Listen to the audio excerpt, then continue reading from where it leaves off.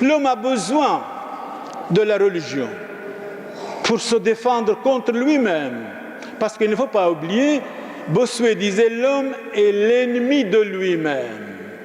L'homme est l'ennemi de lui-même. Il est aussi ami de lui-même, mais il est ennemi de lui-même.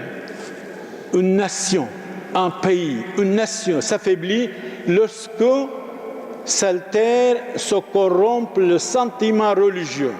Quand le sentiment religieux est affaibli, la dégradation, la perversion. Allez, par exemple, on dit en Europe presque il y a 1 million de suicides. On dit en Europe, et dans le monde tout particulièrement en Europe, 49 millions d'avortements. On dit en Europe, il y a 85% de divorces. Un complot contre la famille européenne, tout particulièrement. Alors, la raison, la vraie religion enseigne nos devoirs. Nous devons avoir aussi les devoirs, la tolérance, la charité. Nous devons chasser de nous tout ce qui est ridicule et absurde, méchanceté, contrariété, angoisse, jalousie, méchanceté, médisance, curiosité malsaine. Nous devons être vraiment quelqu'un. Je pèse mes mots.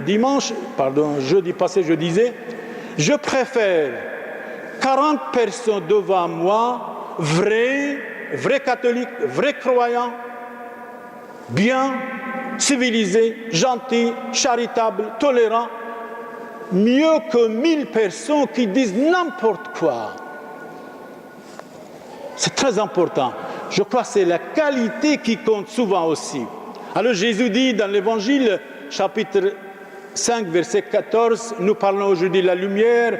Jésus a dit, je suis la lumière de Christ. On parle de la lumière. Jésus dit à ses disciples, vous êtes la lumière du monde, ainsi que votre lumière doit briller devant les autres, pour que les autres, à cause de vous, rendent gloire à Dieu Tout-Puissant. Vous êtes la lumière du monde, et il ajoute, vous êtes le sel de la terre. Vous êtes le sel de la terre, vous êtes la lumière du monde, vous êtes la lumière du monde, vous êtes le sel de la terre. Et Saint Jean, chapitre 3, verset 19. Saint Jean.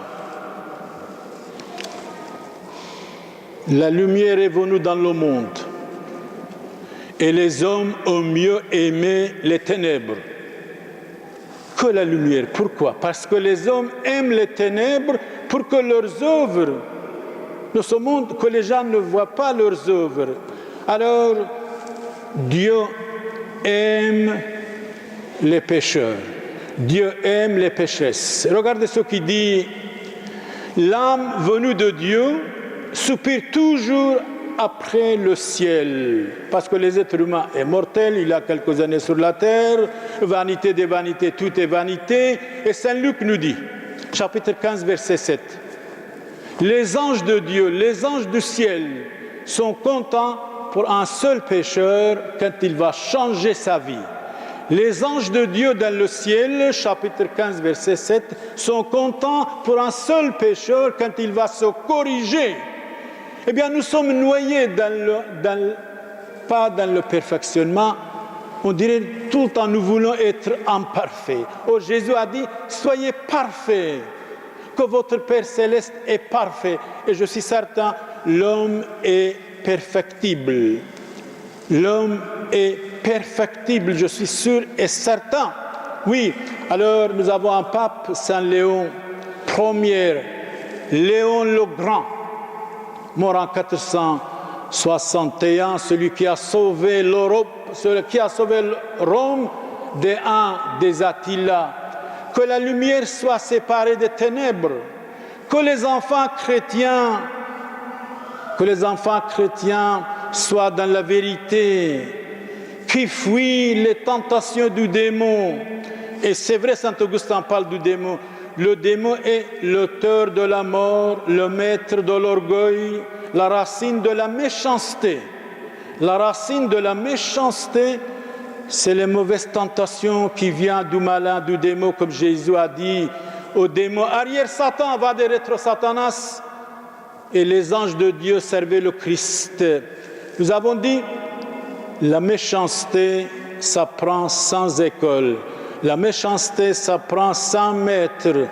Pardonne souvent aux autres, jamais à toi. Domine tes passions, tes bêtises, tes désirs, pour que vous ne soyez pas dominés.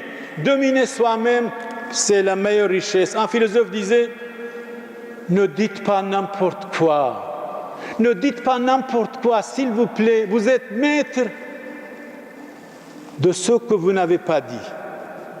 Vous êtes maître de ce que vous n'avez pas dit. Alors, de temps en temps, on dit n'importe quoi, on explique n'importe quoi aux autres, après les autres deviennent des ennemis. Je crois de temps en temps le silence est d'or. Je suis absolument convaincu. Alors, il est écrit dans l'évangile Saint Matthieu, chapitre 13, verset 49. Saint Matthieu, l'évangile dit ceci, à la fin du monde, ce n'est pas moi qui dis, c'est Jésus qui dit, à la fin du monde. Donc il y a une fin pour toutes choses, y compris pour le monde. Il y a une solution pour toutes choses, même pour tous les problèmes.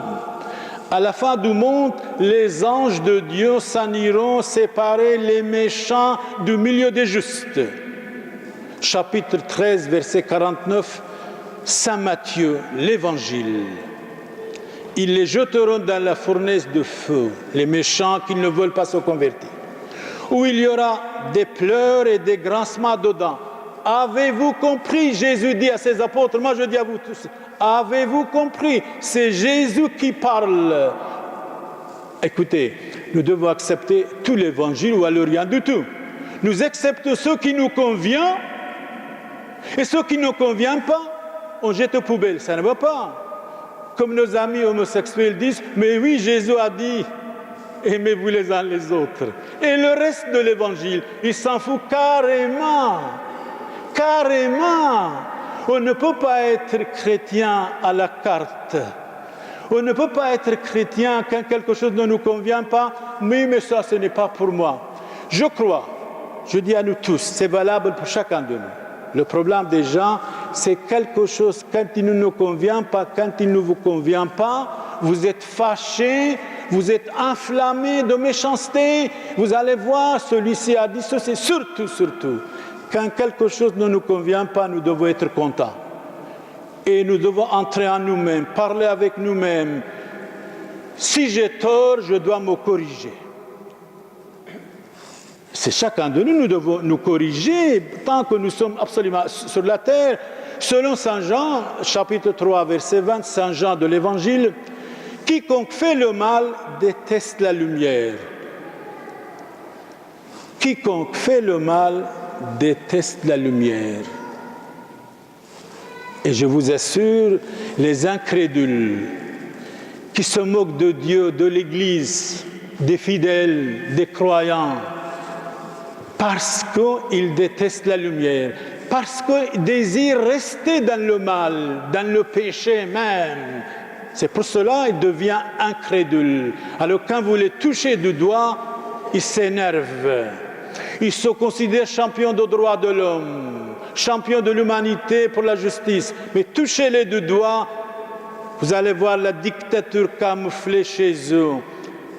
Oui, frères et sœurs, quiconque fait le mal, Jésus dit, déteste la lumière et ne vient pas à la lumière de peur que ses œuvres ne soient accusées.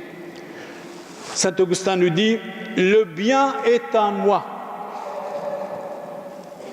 Le bien qui est en moi, c'est vous, Seigneur, que vous m'avez donné. Mais le mal qui est en moi, c'est moi-même j'ai provoqué. Et je crois Saint Augustin a raison, Morin 430, le bien qui est en moi, c'est vous, Seigneur, qui me l'avez donné. Mais le mal que j'y trouve est seul mon ouvrage. Il ne faut pas jeter tout le temps. Si Dieu existait, pourquoi tremblement de terre? Si Dieu existait, pourquoi la guerre? Si Dieu existait, pourquoi les enfants meurent de faim? Dieu n'a rien à voir dans tout ça. Dieu nous a donné l'intelligence, le discernement de discerner entre le bien et le mal. C'est l'homme qui est responsable quand les hommes et les femmes meurent de faim. C'est l'homme qui est responsable quand il y a des tremblements ou quand il y a des guerres. Dieu n'est pas responsable. Pourquoi? Parce que Dieu a créé l'homme intelligent et capable de discerner entre le bien et le mal. Un seul pays européen peut alimenter les enfants du monde entier. Donc Dieu n'est pas responsable quand un enfant est mort de faim, absolument pas.